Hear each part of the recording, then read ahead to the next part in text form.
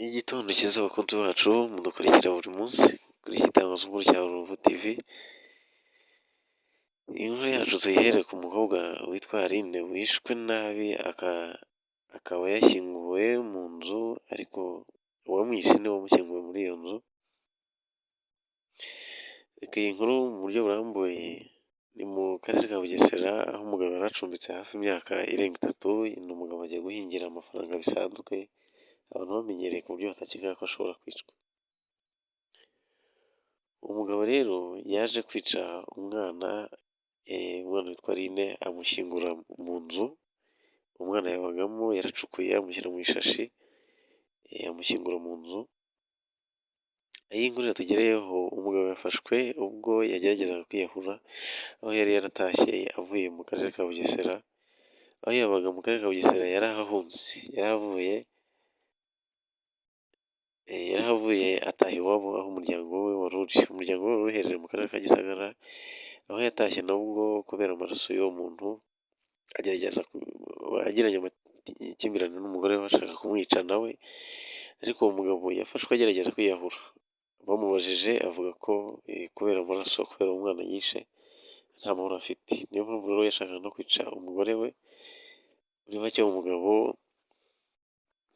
abaturage ba Gisagara bo badutangarije ko yashakaga kwiyahura agerageza kwimanika, ariko bikanga ntapfe. Nyuma afashwe, atangaza ko icyatumye agerageza kwiyahura ni umuntu yasize yishe mu karere ka Gisagara, mu karere ka Bugesera, aho yagerageje guhisha ibimenyetso biranga. Amaraso nabo murayazi ukuntu iyo wishe umuntu, abantu benshi bagiye bamena amaraso ubona ko batajya bagira amahoro. Uyu mugabo rero ajya kwica uwo mukobwa, yaramwishe amutabika mu nzu mu karere ka Bugesera aho yabaga. Nyuma yo gucukura amutabyemo, amusiga muri iyo nzu ariruka, ahita anataha ava ahantu yari amaze imyaka 3, asanga umuryango we mu karere ka Gisagara. Aho umugore we nawe, aho yageragezaga kuba yamuvugisha bagashwana, umugabo agashaka kuba yakica umugore we. Bamubajije impamvu ashaka kumwica ndetse no kwiyahura, avuga ko abangamiwe n'umuntu yishe mu karere ka Bugesera. Uyu mugabo rero byarangiye acitse inzego za polisi, ariko polisi ndetse na RIB biracyakomeza gushakisha. Uyu mugabo agomba gukurikiranwa akaryozwa ibyaha yakoze. Abaturage rero baho umukobwa yabaga, uwo mukobwa Aline yishwe, yari afite imyaka 10, mu myaka mikeya, mu myaka 10. Aho uwo mukobwa rero amaze kwicirwa, abaturage barakaye cyane, barasaba ko uwo mugabo azanwa kuburanishwa, kandi akaburanishwa mu ruhame kugira ngo abazwe icyaha yakoze gikomeye gisabwa kuba yazanwa mu ruhame muri rusange. Ngayo nguko ni amakuru mu karere ka Gisagara ndetse no mu karere ka Bugesera. Akaba ariho dukuye amakuru, kuko umukobwa yishwe agatabwa mu nzu neza, ariho bamutaburiye amaze hafi iminsi 5, abantu batazi ko yishwe.